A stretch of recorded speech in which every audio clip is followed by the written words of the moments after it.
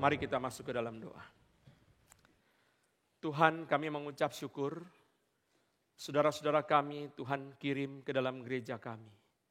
Kami tahu ya Tuhan, sebagai hamba-hamba Tuhan, penatua, diaken dan diakones, tugas kami semakin berat untuk memperhatikan, menggembalakan, mendoakan setiap jemaat Tuhan. Kiranya Tuhan beri kekuatan kepada kami, bersama dengan para koordinator tim, para pengurus tim, para penata layan, untuk bersama-sama memperhatikan jemaat Tuhan yang Tuhan percayakan. Kami berdoa supaya Tuhan beri kekuatan kepada setiap saudara kami yang sudah menjadi anggota dari GRI Kebonjeruk untuk menyerahkan diri untuk melayani Tuhan bersama-sama. Kami serahkan jam di mana kami merenungkan firman Tuhan pada pagi ini dalam tangan Tuhan. Kasihanilah kami. Janganlah menahan rahmat-Mu daripada kami. Dalam nama Tuhan Yesus. Amin. Mari kita bersama-sama membaca firman Tuhan dari 2 Yohanes ayat pertama sampai ayat ketiga. Mari kita membaca bersama-sama. Hari ini kita mulai menafsirkan 5 kitab yang terpendek. Karena 5 kitab juga adalah firman Allah yang penuh dengan kebenaran dan dengan kebijaksanaan. Mari kita baca sama-sama 2 Yohanes 1 sampai dengan 3. 1, 2, 3. Dari penatua kepada ibu yang terpilih dan anak-anaknya yang benar-benar aku kasihi. Bukan aku saja yang mengasihi kamu, tetapi juga semua orang yang telah mengenal kebenaran. Oleh karena kebenaran yang tetap di dalam kitab dan yang akan menyertai kita sampai selama-lamanya. Kasih karunia, rahmat dan damai sejahtera dari Allah Bapa dan dari Yesus Kristus anak Bapa akan menyertai kita dalam kebenaran dan kasih. Saudara-saudara sekalian, surat 2 Yohanes dan 3 Yohanes sekalipun pendek sekali, tetapi saudara sekalian diakui oleh bapak-bapak gereja sebagai firman Allah.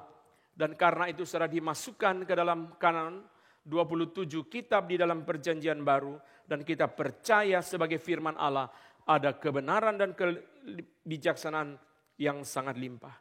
Yohanes tidak menyebut dirinya, tidak menyebut namanya, tetapi hanya memperkenalkan diri sebagai penatua. Dan para ahli mengatakan ini adalah hal yang biasa karena para rasul biasa menyebut dirinya sebagai penatua. Seperti Petrus berkata dalam 1 Petrus ke-5, dia adalah rekan sesama penatua dengan para penatua yang ada. Saudara sekalian, kita melihat di sini, saudara sekalian, Yohanes menulis kepada ibu yang terpilih dan anak-anaknya. Secara bahasa hurufiah, seolah-olah Yohanes sedang menuliskan kepada seorang ibu. Tetapi para ahli berdebat dan kemudian menyimpulkan bahwa ini sulit dipahami sebagai satu surat yang ditujukan untuk seorang ibu. Karena ini ditujukan untuk gereja, baik satu gereja atau beberapa gereja di Asia, atau bahkan mungkin juga kepada gereja secara universal. Kenapa? Karena ketika mempelajari bagian dalam daripada surat ini, rasanya ini bukan kalimat yang diucapkan kepada seorang ibu saja.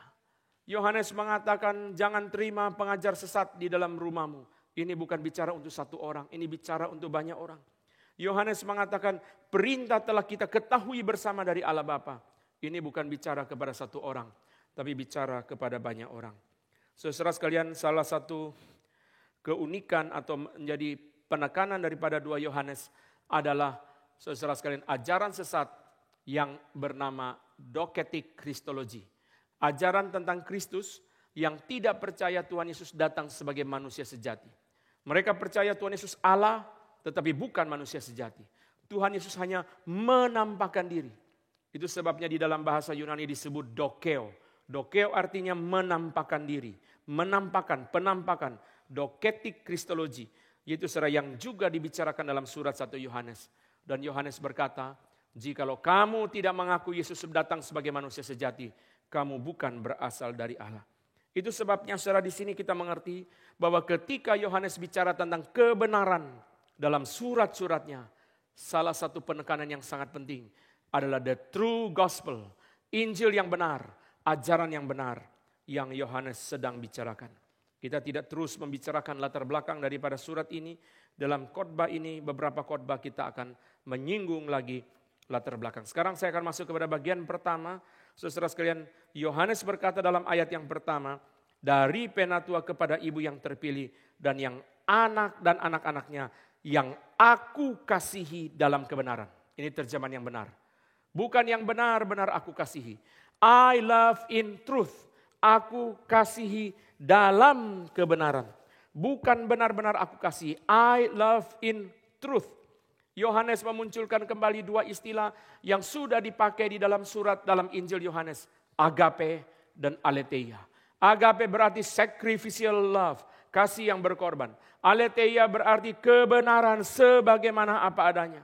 Dua ini adalah istilah yang sering muncul di dalam Injil Yohanes. Dan sekarang Yohanes munculkan kembali di dalam surat ini. Yohanes sedang membicarakan kepada saudara-saudara gereja. Dan dia menyatakan kasih I love in truth. Aku mengasihi gereja dan anak-anaknya yaitu jemaatnya di dalam kebenaran. Inilah yang Yohanes nyatakan. Aku bukan mengasihi kamu tanpa kebenaran. Aku mengasihi kamu tetapi aku yang mencintai kamu tidak rela jikalau kamu menerima ajaran yang salah. Aku mengasihi kamu tapi aku ingin supaya kamu mengenal kebenaran. Itu sebabnya saudara di sini kita lihat saudara ada satu kunci yang penting dalam bagian pertama ini. Kebenaran sebagai karakter daripada cinta. Boleh kita terjemahkan saudara dengan istilah kasih yang benar. Kasih yang benar. Kasih yang benar. Ada kasih yang tidak benar. Ada kasih yang tidak suci. Yang Yohanes bicara adalah kasih yang benar. Kasih itu benar. Kasih harus benar. Kasih dikuduskan dalam kebenaran. Maka pengertian ini mengingatkan kita kembali kepada integritas daripada atribut-atribut Allah. Allah yang penuh kasih, juga Allah yang kebenaran. Itu sebabnya kasih tidak boleh dilepaskan daripada kebenaran. Kasih yang benar. I love you in truth. Aku mengasihi engkau, tapi kasihku itu di dalam kebenaran. Berarti aku harus benar, kamu juga harus benar. Aku tidak mungkin mengasihi kamu, aku tidak benar, kamu tidak benar. Itu tidak boleh terjadi. Itu pun adalah hal yang tidak benar. Itu sebabnya saudara sekalian waktu kita mengasihi anak-anak kita mengasihi dia, kita kasih dia uang. Tapi tidak ada orang tua yang benar, rela uang yang diberi kepada anaknya, misalnya dipakai untuk main judi. Kenapa? Karena kasih kita adalah kasih yang benar. Kasih di dalam kebenaran. Sekarang kita menjelaskan pengertian ini dengan dua ayat yang pendek. Pertama, kita lihat Yohanes 14 ayat 15. Perkataan Tuhan Yesus. Yohanes 14 ayat yang ke-15. Jikalau kamu mengasihi aku, kamu akan menuruti segala perintahku. Tuhan Yesus berkata, jikalau kamu mengasihi aku, kamu akan menuruti segala perintahku. Di sini kita langsung mendapatkan satu pengertian bahwa kasih menghasilkan ketaatan. Kasih menghasilkan ketaatan. Tapi kasih itu taat kepada perintah yang benar. Kalimat ini langsung kita terima karena Tuhan Yesus adalah kebenaran itu sendiri. Sehingga kita ketika dia memberi perintah, maka perintah itu adalah kebenaran. Kasih menghasilkan ketaatan, tapi taat kepada perintah yang benar.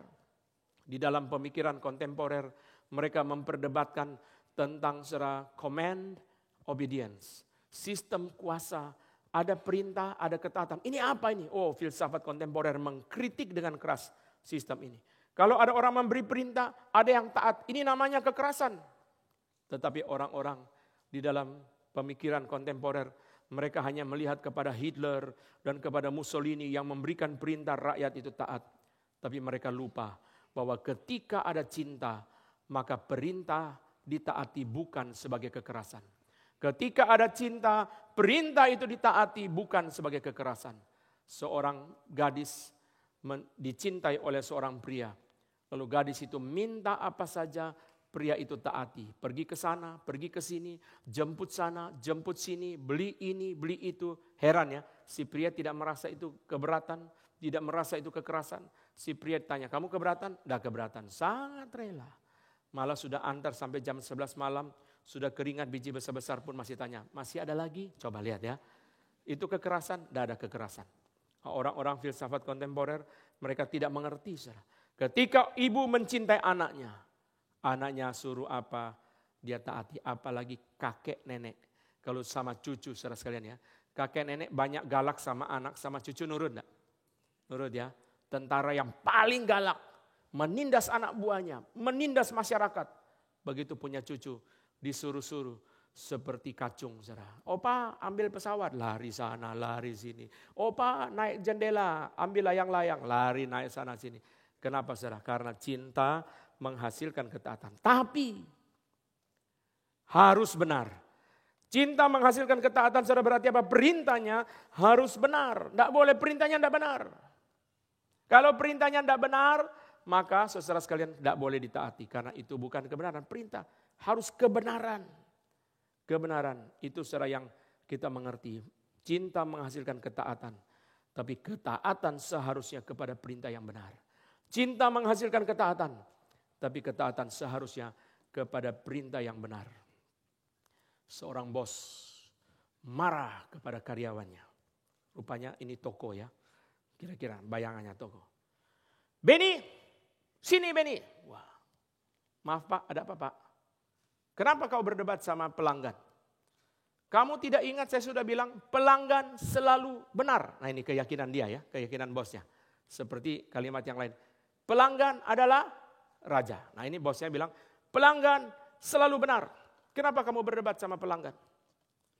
Lalu si karyawannya bilang, maaf Pak, gara-gara dia ngomong bos kamu bodoh, jadi saya bantah dia. Nah langsung bosnya mulai hari itu revisi pikiran dia. Ternyata pelanggan tidak selalu benar. Kenapa saudara? Karena bosnya mau mengangkat manusia berdosa jadi Tuhan. Maka bosnya mengatakan pelanggan selalu benar. Kalimat ini tidak benar. Ya, saudara, baru dia sadar. Setelah pelanggannya mengkritik dia baru dia mengerti.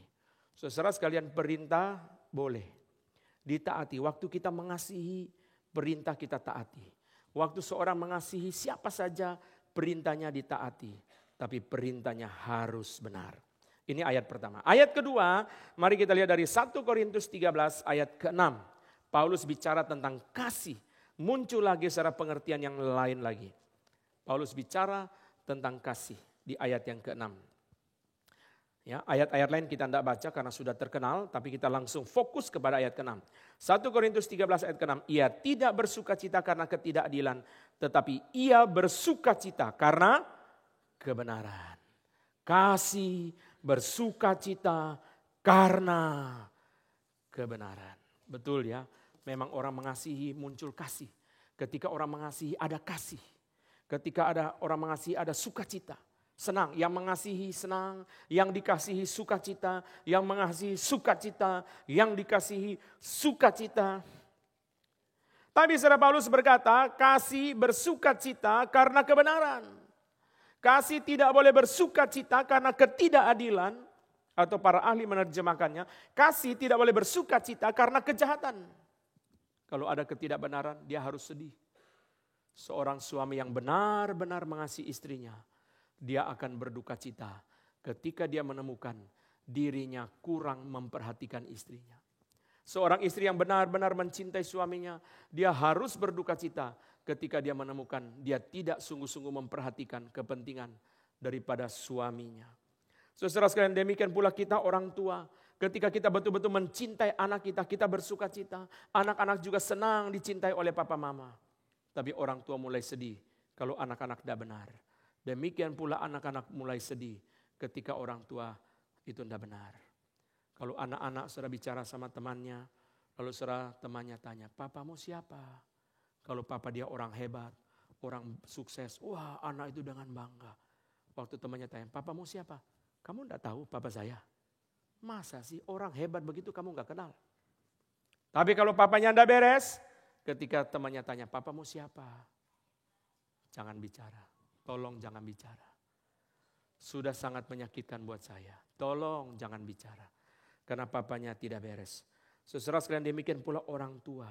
Orang tua bersuka cita, dan ini yang akan muncul dalam surat 3 Yohanes. Yohanes berkata, bagiku tidak ada sukacita yang lebih besar daripada mendengar bahwa anak-anakku hidup dalam kebenaran. Ketika orang tua dengar anak-anak hidup dalam kebenaran, dia bersuka cita. Bukan karena anak-anak hidup dalam kekayaan, bukan karena anak-anak hidup dalam kesuksesan, bukan karena anak-anak hidup dalam keberhasilan, dalam kebenaran. orang tua menjadi sukacita.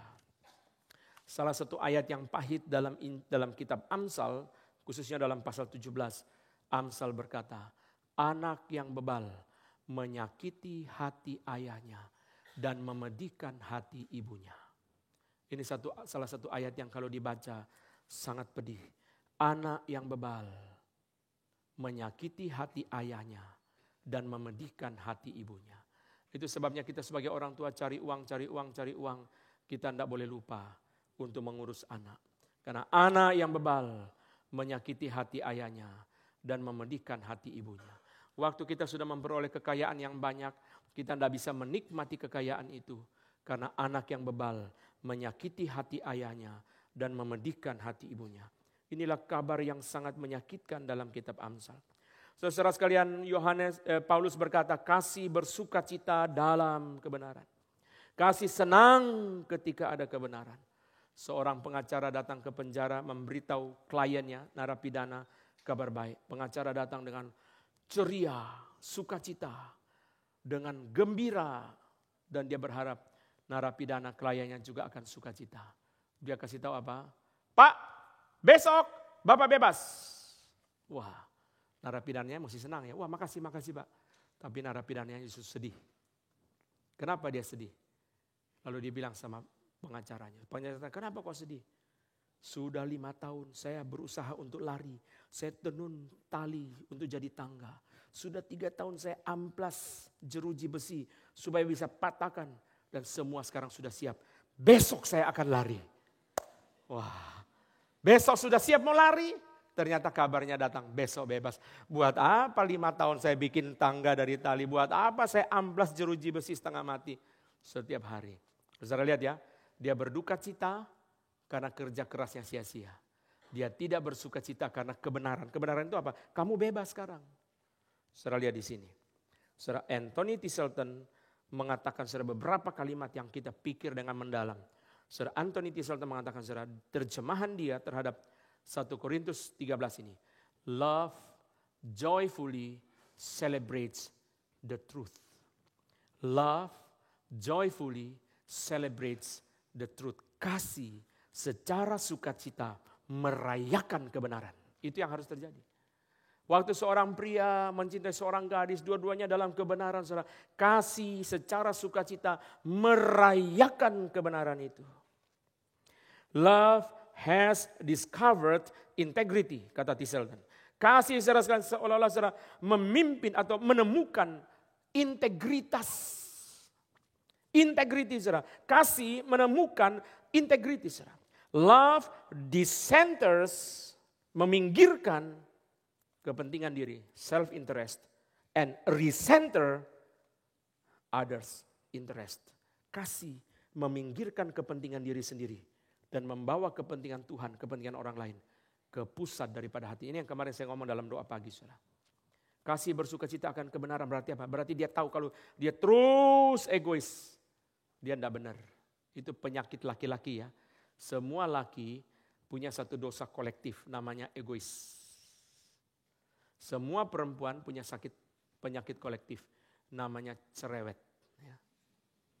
Namanya cerewet. Itu sebabnya seorang guru bilang sama orang tua melalui catatan waktu terima rapot. Anak perempuanmu nilainya semua A. Cuma satu masalahnya. Cerewetnya di kelas minta ampun. Ya. Terus guru tulis pesan di bawah. Tapi jangan khawatir. Saya sudah menemukan cara membuat anakmu tidak cerewet lagi. Papanya terima surat ini, papanya senang sekali ya. Lalu papanya ketemu gurunya bilang, Pak makasih ya, Bapak punya rahasia menangani anak saya yang cerewet. Kalau berhasil, tolong beritahu saya mau pakai untuk istri saya. Ternyata saudara sekalian, sumbernya dari mamanya. Tidak semua sih, ada juga laki-laki yang penuh berkorban. Ada juga perempuan yang tidak banyak bicara. Itu sama memang ya, kalau orang konseling menikah saya suka tanya, siapa yang pelit, siapa yang boros, siapa yang cerewet, siapa yang diam. Selalu ada imbangannya. Kalau dua orang pendiam banget menikah, saudara bayangkan kayak kuburan saudara ya. Kita masuk rumahnya, orangnya ada apa enggak ya. Kok diam, sudah gitu sudah dua-dua pendiam ekstrim, dua-dua penggemar catur ekstrim. Saudara. Wah tambah lagi ya. sempurna diamnya. Diam aja main catur terus tidak ada suara. Kita datang sampai pulang tidak ada yang bicara selain kita yang bicara sendiri. Saya pernah ketemu orang seperti itu. Bukan suami istri. Tapi om sama ponaan. Tinggal satu rumah. Dua-duanya pendiam ekstrim. Masuk rumah selain saya bicara. Mereka tidak ada yang bicara. Sampai saya pulang. Saya datang hening. Dan meninggalkan rumah itu dalam suasana hening. Diam. Maka satu cerewet, satu bicara. Satu pelit, satu boros. Kalau dua-dua boros, tanggal 3 uang sudah habis.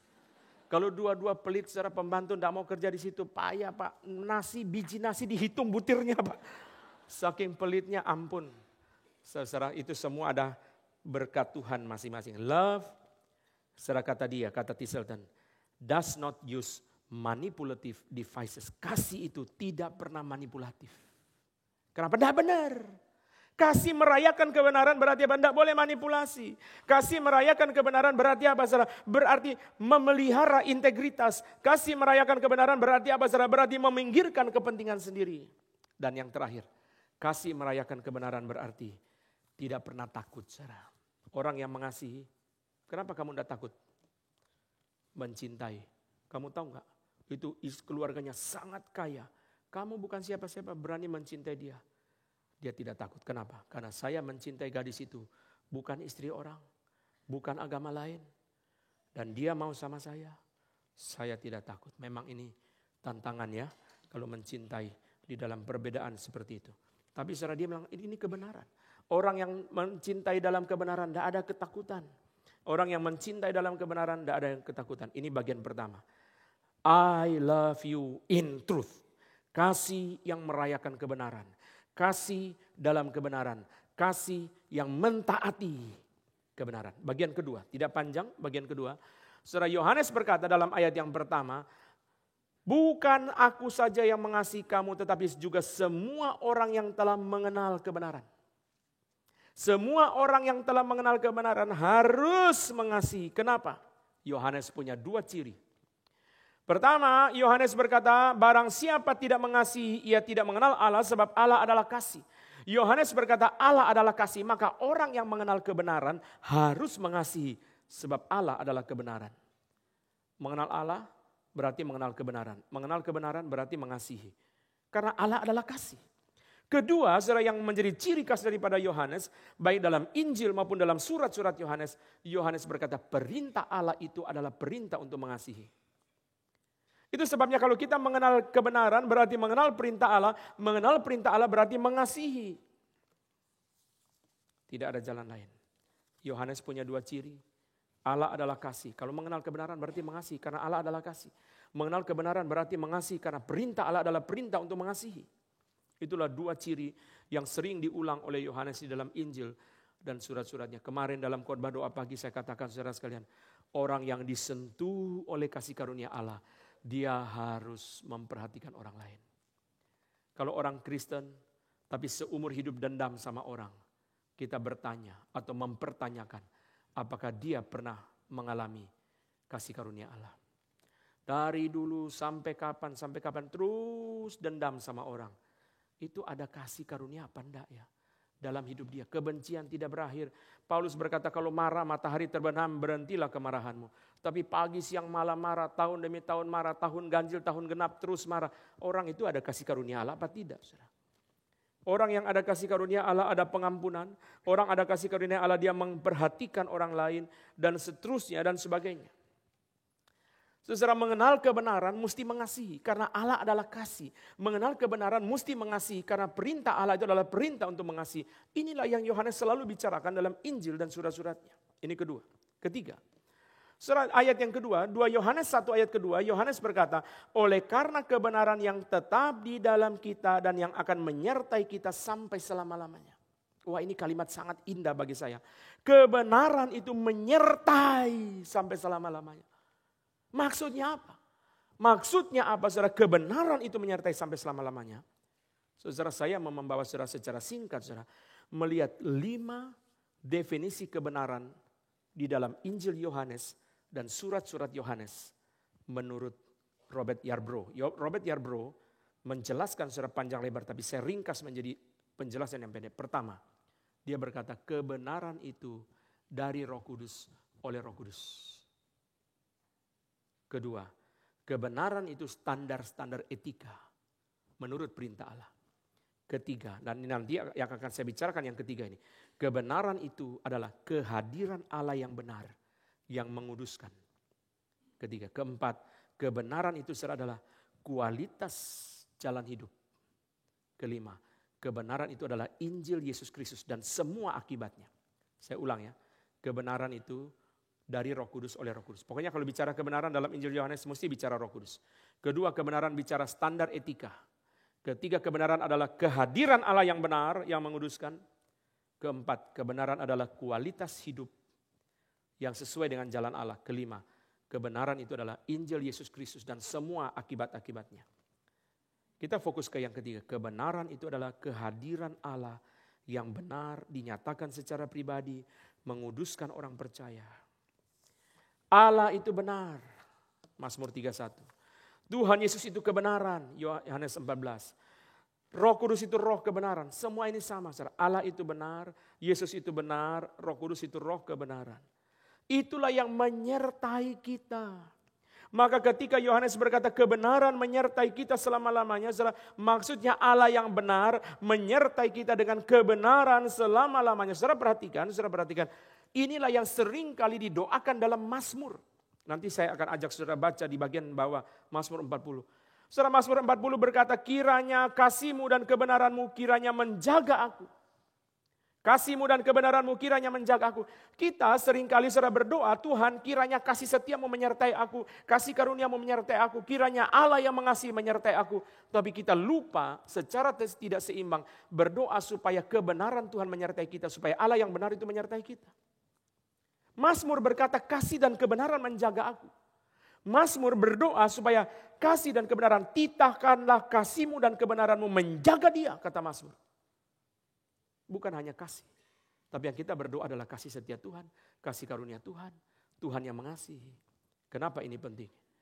Minta supaya Allah yang benar menyertai kita dengan kebenaran, supaya dalam penderitaan kita tetap benar. Dalam pencobaan kita tetap benar. Dalam godaan dunia, setan dan sebagainya, kita tetap benar. Tuhan Yesus benar. Kata Yesaya, Tuhan Yesus tidak menyimpang dari kebenaran. Seperti ikat pinggang yang terikat pada pinggangnya. Itulah teladan. Kita mesti berdoa, Tuhan sertailah aku dengan kebenaran-Mu. Supaya waktu menderita aku tetap benar. Waktu dicobai aku tetap benar. Pada waktu aku menghadapi arus dunia aku tetap benar. Tuhan, bukan hanya aku minta kasih karunia, bukan hanya aku minta kasih setia-Mu, bukan hanya aku minta Allah yang mengasihi menyertai aku, tapi minta Allah yang benar menyertai kita dengan kebenarannya selama-lamanya. Mari kita hafal. Mazmur 26, ini ayat hafalan. Saudara perhatikan, ini adalah pegangan dalam penderitaan.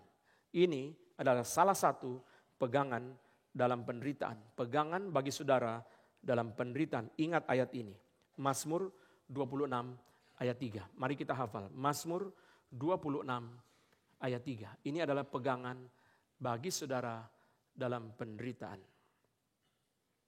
Kita baca 2 kali. Kali ketiga kita mulai hafal. 1, 2, 3. Sebab mataku tertuju pada kasih setia-Mu dan aku hidup dalam kebenaran-Mu. Saudara lihat ya.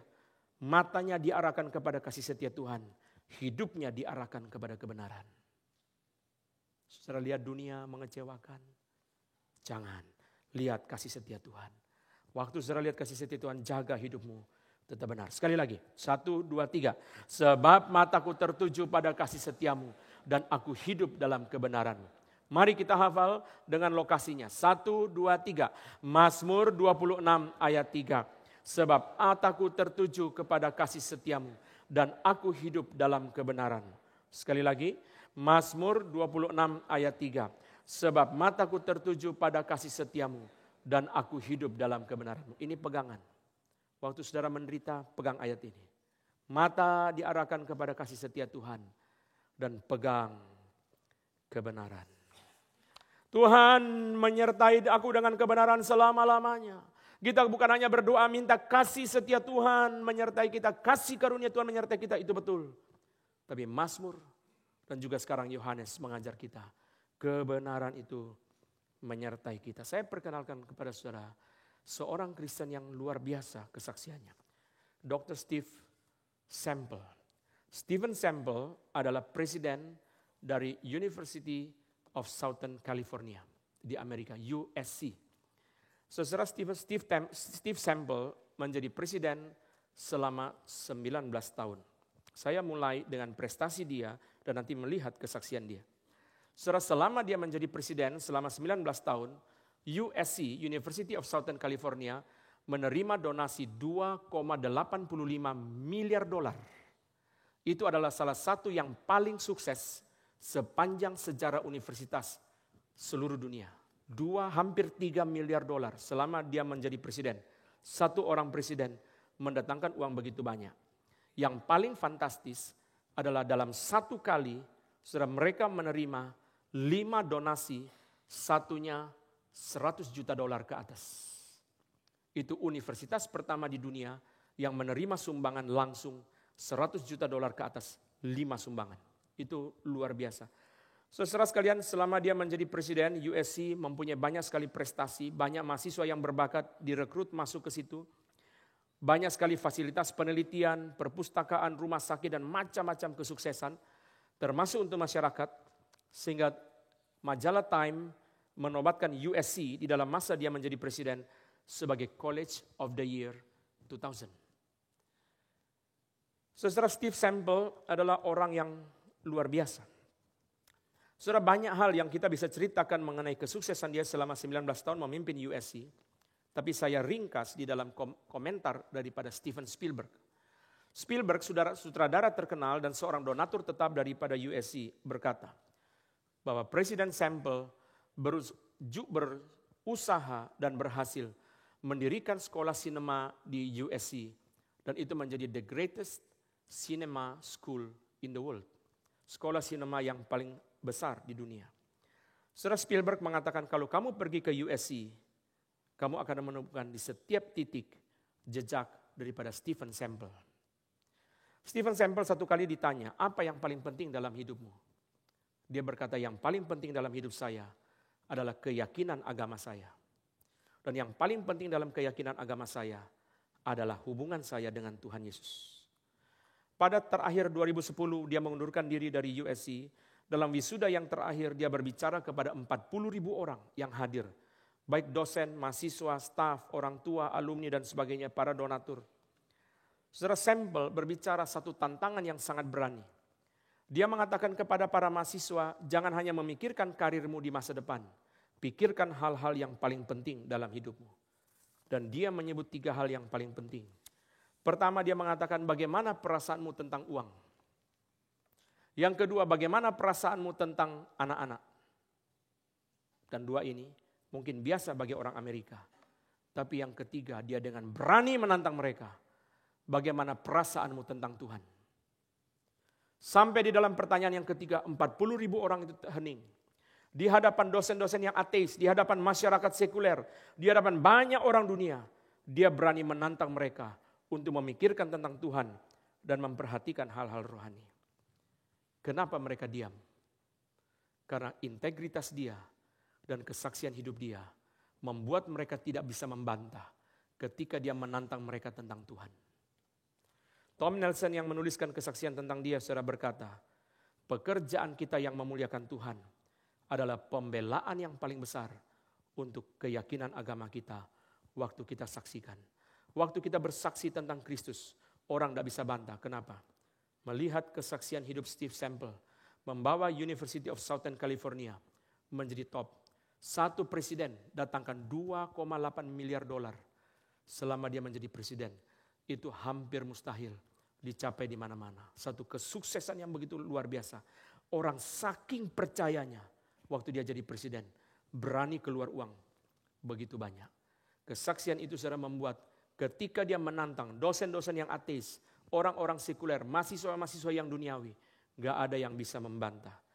Hidup dalam kebenaran, dalam integritas, kontribusi, sumbangsi, gak bisa dilawan. Tahun 2001 dia mengidap penyakit Parkinson dan dia tidak mengundurkan diri dari jabatan presiden USC sampai dengan 2010.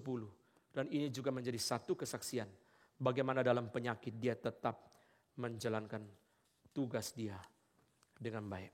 Yang terakhir, saudara, kita masuk kepada ayat yang ketiga, 2 Yohanes 1 ayat ketiga. Kasih karunia, rahmat dan damai sejahtera dari Allah Bapa dan dari Yesus Kristus anak Bapa akan menyertai kita dalam kebenaran dan kasih. Kasih karunia atau anugerah adalah kebutuhan saudara dan saya karena kita orang berdosa. Rahmat atau belas kasihan Tuhan adalah kebutuhan kita karena kita hidup dalam penderitaan. Damai sejahtera adalah kebutuhan kita karena pertikaian permusuhan terjadi di mana-mana. Itu sebabnya ketika para rasul menuliskan salam-salam seperti ini dalam surat-surat mereka, ini adalah saudara sekalian bukan sesuatu yang basa-basi. Karena ini adalah kebutuhan gereja dan orang percaya yang sesungguhnya. Kita perlu saudara kasih karunia Tuhan karena kita orang berdosa. Kita perlu belas kasihan Tuhan karena kita hidup dalam penderitaan. Kita perlu damai sejahtera karena pertikaian permusuhan tidak habis-habisnya di dalam dunia yang berdosa. Saya mengajak saudara membuka lagi 2 ayat yang sangat penting untuk kita renungkan. Pertama adalah Kisah Para Rasul 11 ayat ke-23 yang sudah kita bacakan di dalam kebersamaan. Kisah Para Rasul 11 ayat ke-23, mari kita membaca bersama-sama. Kisah Para Rasul 11 ayat yang ke-23, 1, 2, 3. Setelah Barnabas datang dan melihat kasih karunia Allah, bersukacitalah ia menasihati mereka supaya mereka semua tetap setia kepada Tuhan. Barnabas datang dan melihat kasih karunia Allah. Saudara, kasih karunia Allah terjadi dalam hidup kita, dalam gereja kita, dalam keluarga kita, dalam pekerjaan kita, di mana-mana. Ada begitu banyak kasih karunia Allah. Pertanyaannya adalah kita melihat atau tidak melihat kasih karunia Allah. Kita mengalami kasih karunia Allah. Seharusnya ketika kita mengalami dan melihat kasih karunia Allah, kita bersukacita. Barnabas tidak berbicara tentang dia mengalami kasih karunia Allah. Barnabas berbicara tentang dia melihat kasih karunia Allah dan dia bersukacita. Ini pertama, ketika kita sudah melihat dan menyadari kasih karunia Allah dalam hidup kita, respon pertama adalah sukacita. Respon yang kedua adalah setia. Barnabas menasihati mereka supaya setia. Itulah 2 respon yang harus kita terima atau kita lakukan ketika kita menerima kasih karunia Allah. Sukacita dan setia. Setelah kasih karunia Allah diberikan kepada kita, kita bersukacita dan kita belajar untuk setia. Setelah kasih karunia Allah itu kita sadari, kita belajar untuk bersukacita. Kita belajar untuk setia. Puji Tuhan. Ada kasih karunia yang kita saksikan di dalam hidup kita. Saudara, itulah kebutuhan kita dan Yohanes berbicara tentang kasih karunia, belas kasihan dan damai sejahtera bagi gereja Tuhan di penghujung abad pertama. Saudara sekalian, kita melihat Mazmur 40 ayat 12. Setelah mengkhotbahkan Mazmur 40 di doa pagi, saya terus mengingat akan ayat ini sampai dengan hari ini. Salah satu kalimat yang sangat memberkati dan menjadi doa saya terus menerus. Mazmur 40 ayat 12. Mari kita baca bersama-sama. 1, 2, 3. Engkau Tuhan, janganlah menahan rahmat-Mu daripadaku. Kasih-Mu dan kebenaran-Mu kiranya menjaga aku selalu. Tuhan, janganlah menahan rahmat-Mu daripadaku, saya perlu. Tuhan, janganlah menahan kasih karunia-Mu daripadaku, saya perlu. Tuhan, janganlah menahan damai sejahtera-Mu daripadaku, saya perlu. Inilah doa yang harus kita sering kali ucapkan. Saudara, karena kita perlu anugerah Tuhan. Kita perlu damai sejahtera dari Tuhan. Kita perlu kasih karunia dari Tuhan. Tuhan, janganlah tahan belas kasihan itu karena kami perlu. Janganlah tahan anugerah itu karena kami perlu. Siapa yang sanggup menjalani hidup tanpa anugerah Tuhan, tanpa belas kasihan Tuhan? Tidak ada satu hal saudara bisa merasa hebat. Satu kerikil bisa mengubah kehidupan satu keluarga. Karena gara-gara kerikil itu, suaminya jatuh dari motor, lumpuh, tidak bisa bekerja, dan istrinya harus membesarkan anak-anak sendiri sepanjang hidup. Satu kerikil kecil bisa merubah kehidupan satu keluarga secara radikal. Kalau bukan kasih karunia Tuhan, jangan anggap saudara mampu. Nanti Tuhan izinkan hal seperti itu terjadi dalam hidup saudara, baru saudara tahu saudara bukan siapa-siapa. Kita melemah, sangat lemah. Kemarin dalam doa pagi saya katakan, kenapa Tuhan suruh kita perhatikan orang lemah? Karena kita sendiri lemah. Satu kerikil saja bisa mengubah hidup satu keluarga. Suami bekerja setengah mati, tulang punggung keluarga. Naik motor, kena kerikil itu saudara, gelundung. Lumpuh total. Wah, mama yang sakit, uang dari mana? Istri, anak-anak yang sekolah, uang dari mana? Mertua yang stroke, uang dari mana? Semua itu sangat tidak masuk akal dalam pikiran kita. Tapi jangan bersandar kepada dirimu sendiri. Saudara sekalian, yang kedua dari ayat yang keempat ini, ayat yang ketiga ini saudara kita belajar saudara. Kasih karunia, rahmat dan damai sejahtera, jangan lupa saudara, diberikan dalam kebenaran. Sekali lagi mengingatkan kepada kita saudara bahwa kasih tidak bisa dilepaskan daripada kebenaran. Anugerah Tuhan tidak bisa dilepaskan dari kebenaran. Damai sejahtera, belas kasihan Tuhan saudara. Kita tidak bisa minta semua itu lepas daripada kebenaran. Kita mau anugerah Tuhan, kebenaran ada. Tuhan Yesus berkata kepada perempuan yang ketangkap basah berzina itu, pergilah, aku tidak menghukum kamu. Inilah kasih karunia bagimu. Aku tidak menghukum kamu, tapi jangan berbuat dosa lagi. Kasih dan kebenaran diberikan dua-duanya kepada perempuan yang ketangkap basah berzina itu. Kamu tidak dihukum lagi, orang tidak menghukum kamu, saya pun tidak menghukum kamu. Tapi pergilah dan jangan berbuat dosa lagi. Kasih karunia dan kebenaran harus dua-duanya. Damai sejahtera dan kebenaran harus dua-duanya. Rahmat dan kebenaran harus dua-duanya. Tidak boleh dilepaskan kasih dan kebenaran. Bukan hanya kasih dan kebenaran. Harus menjadi satu. Saudara yang kedua, saudara dari ayat yang ketiga, saudara kita melihat bahwa anugerah Tuhan, kasih karunia, rahmat, damai sejahtera diberikan dalam konteks kasih. Artinya apa? Kalau kebenaran tadi kita sudah mengerti. Dalam konteks kasih artinya apa? Jangan lupa. Ini yang saya doakan sebelum saya berkhotbah. Tuhan melalui kalimat ini berikanlah kabar pengharapan kepada jemaat. Apa itu saudara? Kasih karunia, rahmat, damai sejahtera. Bukan keseluruhan kasih Allah. Ini kabar baiknya. Sebagian daripada kasih Allah. Ini hanya sebagian, masih banyak anugerah Tuhan yang belum disebutkan dalam 3 kalimat ini. Kasih karunia, rahmat, damai sejahtera itu adalah bagian daripada kasih Allah yang besar itu. Anugerah umum belum disebutkan. Kesabaran Allah dan macam-macam anugerah yang lain. Peringatan Tuhan dalam Alkitab itu juga anugerah Tuhan. Saudara sekalian, kasih Allah itu begitu kaya. Yohanes hanya menyebut 3, kasih karunia, rahmat dan damai sejahtera. Itu menjadi satu penghiburan yang sangat besar bagi kita, saudara. Iya ya, 3 ini hanya sebagian kecil dari kasih karunia Tuhan. Dari anugerah Tuhan, dari kasih Allah yang begitu kaya. Itu sebabnya para ahli ketika menjelaskan mengenai kasih Allah dengan mendetail bagian-bagian yang saudara yang tidak terbatas hanya 3 ini. 3 ini terikat oleh kebenaran Allah. 3 ini merupakan bagian dari kasih Allah yang limpah. Saya tutup khotbah ini dengan kutipan dari John Stott yang saya jelaskan kepada saudara. John Stott mengatakan cinta akan menjadi lembek bila tidak diperkuat oleh kebenaran. Kebenaran akan menjadi keras bila tidak dilembutkan oleh cinta. Cinta akan menjadi lembek bila tidak diperkuat dengan kebenaran. Kebenaran akan menjadi keras jikalau tidak diperkuat, tidak dilembutkan dengan cinta. Benar ya, cinta digerogoti oleh hati nurani. Kok bisa? Karena si pria itu mencintai orang yang belum percaya Tuhan Yesus. Maka saudara dia mencintai, tapi ada ayat beritahu dia, terang tidak bisa bersatu dengan gelap. Maka cinta dia digerogoti oleh hati nurani. Setiap kali dia menjemput pacarnya, hati nuraninya gelisah. Ingat, pernikahan Kristen berarti dua-duanya mengalami kasih Kristus. Dia sudah dengar itu, tapi dia senang kepada gadis ini, saudara. Cintanya akan menjadi lembek. Kenapa? Tidak diperkuat oleh kebenaran. Tapi ketika dia mencintai anak Tuhan, sama-sama lajang, saudara, mereka saling mencintai. Wah, dia menjadi berani. Kenapa dia berani? Karena dia tahu yang dia lakukan ini adalah kebenaran. Itu sebabnya saudara, kebenaran itu membebaskan. Kebenaran itu membebaskan cinta kita sehingga kita enggak takut. Tadi T.Selton mengatakan saudara, tidak ada ketakutan. Love joyfully celebrates truth.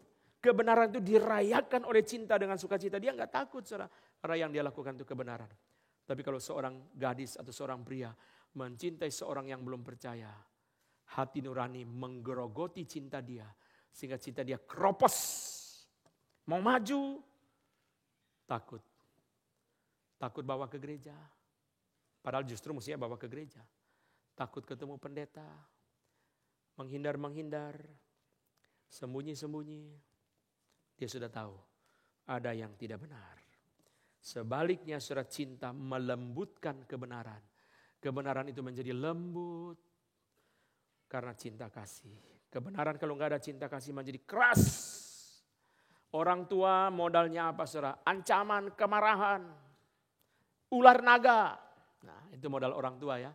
Nangani anak saudara. Nggak ada kreativitas. Nggak ada saudara sekalian pendekatan yang penuh kasih. Hanya ancaman-ancaman. Kenapa saudara? Karena kita mau menjadi orang tua, tidak mau belajar. Saudara jadi direktur belajar enggak? Saudara jadi direktur belajar enggak? Saudara jadi salesman aja belajar kok. Itu pemahaman akan produk saudara di training. Ini produknya begini. Saudara jadi orang tua enggak mau belajar, enggak bisa saudara sekalian. Saya ngajari anak saya musik klasik, lukisan apa segala. Saya tambah harus belajar. Supaya bisa bicara sama mereka. Saudara sekalian, bagaimana berkomunikasi dengan anak, menyampaikan kebenaran kepada anak di dalam kasih, bagaimana caranya? Saudara lihat beberapa cara ya. Pertama, memahami keunikan anak-anak. Jangan pukul rata, sapu semua. Anak pertama, kedua, ketiga semua disapu rata. Itu karena apa? Orang tua malah satu-satu. Mamanya Charles Wesley, 19 anak, saudara tidak tahu mungkin yang hidup 10 apa 12, satu persatu, one by one. Setiap anak punya keunikan, setiap anak punya karakter, setiap anak punya jiwa yang berbeda, bicara masing-masing. Jangan pukul rata, kita orang tua malah sudah sapu rata, anak 2 aja malas bicara satu-satu. Apalagi anak 24 saudara ya, seperti mamanya John Wesley. Satu-satu. Mengerti keunikan mereka, itu namanya menyatakan kebenaran dengan kasih. Bagaimana caranya? Saudara menemukan pintu. Pendeta Stephen Tong mengatakan menemukan pintu. Pintu masuk untuk bicara kepada anak. Apa itu pintu masuk? Saya pelajari juga bagaimana bicara sama anak saya. Saya ketemu salah satu pintunya. Hal yang dia sukai. Minat. Anak saya laki 2 senang sepak bola. Maka saya kalau nasihati mereka pakai sepak bola. Ya, enggak disiplin saya bilang. Saya bilang mereka 2. Kasih tahu papa, seluruh dunia ada nggak klub sepak bola yang pelatihnya ada disiplin? Ada nggak? Nggak ada. Nah iya. Jadi papa ini manajer, mama pelatih ya. Ya oke. Okay? Jadi kami ada disiplin-disiplin yang kami lakukan untuk kalian. Jadi secara mereka mengerti. Pakai bahasa mereka, itu namanya bicara dengan mereka, pakai bahasa mereka. Pak Anton khotbah eksposisi 2 Yohanes, pulang sampai rumah anak-anak didudukin. Eksposisi 2 Yohanes, bagian pertama. Nggak bisa. Bicara dengan bahasa mereka. Apa yang masuk, pintu masuk mereka, minat. Anak saya yang kedua senang sejarah. Suruh mandi itu susah ya. Suruh mandi susah, pakai sejarah, cerita sejarah. Nggak lama handuk sudah di pundak. Terakhir sudah di kamar mandi, sudah tutup pintu masih ngomong terus. Ya. Masih diskusi terus sama saya. Karena bikin dia pergi mandi, saya ngobrol sama dia. Cerita mengenai sejarah. Sampai sudah masuk kamar mandi pun masih ngobrol. Nggak usah ancam-ancam, marah-marah. Tidak usah saudara ancam-ancam saudara, sampai akhirnya ancaman kita habis pakai kebohongan. Ada ular naga di depan. Lalu anaknya tanya, berapa meter Pak? Bohongan yang kedua saudara ya. Terus nanti kebohongan dan kebohongan terus. Ada orang tua saudara yang pakai lagu, ada yang pakai gambar, bicara dengan anak-anak. Ada yang pakai sulap, ada yang pakai humor. Kita mesti kreatif saudara. Itu berarti apa? Berarti saudara mesti spend time, spend energy, spend heart, spend emotion untuk anak. Kita mau punya anak, tidak mau belajar, tidak bisa. Saudara mesti baca. Anak saya yang besar saudara waktu umur 3 tahun saudara, dia lawan semua. Saya pukul dia terus mau sampai kapan? Mau sampai smackdown, babak belur, taekwondo, karate? Tidak bisa. Mesti pelajari cara nangani dia gimana. Karena anak itu ada masa dia lawan. Waktu umur 3, kadang-kadang tidak semua anak, kadang-kadang ada anak umur 3, dia mengatakan saya bukan bayi lagi. Nanti kalau saya bilang semua ke gereja, Koko nggak ikut ya. Ayo semua pergi rumah makan, Koko mau jaga rumah. Lain waktu saya balik omongannya. Sekarang semua ke gereja, Koko jaga rumah. Langsung dia yang mandi pertama, saudara. Saya pakai bahasa dia.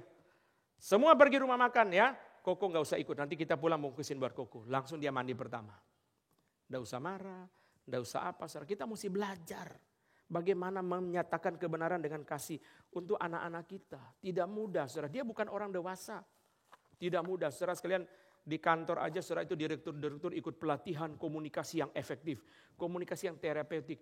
Tapi saudara kita hitung ya, untuk pekerjaan kita, jam pelatihan kita jauh lebih banyak daripada untuk anak kita. Betul gak? Coba saudara evaluasi. Saudara ikut pelatihan untuk pendidikan anak sama pelatihan untuk pekerjaan saudara di kantor, banyak mana? Pelatihan seminar pendidikan anak, biaya 25.000. Pelatihan komunikasi yang efektif untuk direksi, biaya 2,5 juta. Bayangkan saudara. Cuma 25.000 aja ndak datang. Nanti sudah terjadi seperti Amsal 17 baru mulai menyesal. Anak yang bebal menyakiti hati ayahnya dan memedihkan hati ibunya. Jangan. Kita mau menyatakan kebenaran dengan kasih.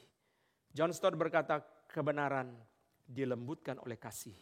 Kasih diperkuat oleh kebenaran. Mari kita bangkit berdiri. Kita masuk ke dalam doa. Tuhan, kami mengucap syukur dan berterima kasih untuk firman yang Engkau berikan kepada kami pada siang hari ini. Kiranya Tuhan memampukan kami mengenal kebenaran dan hidup dalam kebenaran, sehingga kasih kami dipimpin oleh kebenaran dan kebenaran kami dilembutkan oleh kasih. Kami ingin menjalankan firman Tuhan dalam hidup kami perlu anugerah Tuhan. Tolong kami ya Tuhan, berikan belas kasihan kepada kami. Dalam nama Tuhan Yesus kami berdoa. Amin. Aku percaya kepada Allah, Bapa yang Maha Kuasa, Khalik langit dan bumi, dan kepada Yesus Kristus anaknya yang tunggal Tuhan kita, yang dikandung dari Roh Kudus, lahir dari anak darah Maria, yang menderita sengsara di bawah pemerintahan Pontius Pilatus, disalibkan, mati dan dikuburkan, turun ke dalam kerajaan maut. Pada hari ketiga, bangkit pula dari antara orang mati, naik ke sorga, duduk di sebelah kanan Allah, Bapa yang Maha Kuasa. Dan dari sana ia akan datang untuk menghakimi orang yang hidup dan yang mati. Aku percaya kepada Roh Kudus, gereja yang kudus dan am, persekutuan orang kudus, pengampunan dosa, kebangkitan tubuh, dan hidup yang kekal. Amin. Silakan duduk. Pendeta Stephen Tong menyelesaikan Kapin di Kalimantan Timur. Dan kita percaya apa yang dinyatakan oleh Yesaya, betapa indahnya kaki orang yang membawa Injil. Benar-benar kita saksikan dalam kehidupan Pendeta Stephen Tong. Ada 4 kota yang mencapai belasan ribu orang yang hadir selama 4 hari dari Senin sampai Kamis minggu yang lalu di Kalimantan Timur. Banyak orang Kristen di daerah-daerah Kristen yang belum mengenal Tuhan Yesus secara pribadi, sekalipun mereka beragama Kristen. Kita bersyukur Tuhan pakai hambanya untuk menguatkan iman orang percaya dan membawa mereka kembali kepada iman yang sejati. Kita bersyukur untuk anugerah Tuhan melalui Kapin di 4 kota dan doakan Pak Tong untuk tugas-tugas pelayanan penginjilan di tempat-tempat lain yang dikerjakan.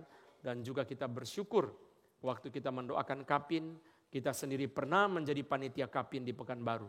Sehingga kita mengerti bagaimana harus mendoakan. Kalau tidak kita mendoakan tapi kita sama sekali tidak ada bayangan. Bagaimana mempersiapkan Kapin, kesulitan, ketegangan, tantangan yang kita hadapi. Kita bersyukur untuk semua anugerah yang Tuhan berikan kepada kita.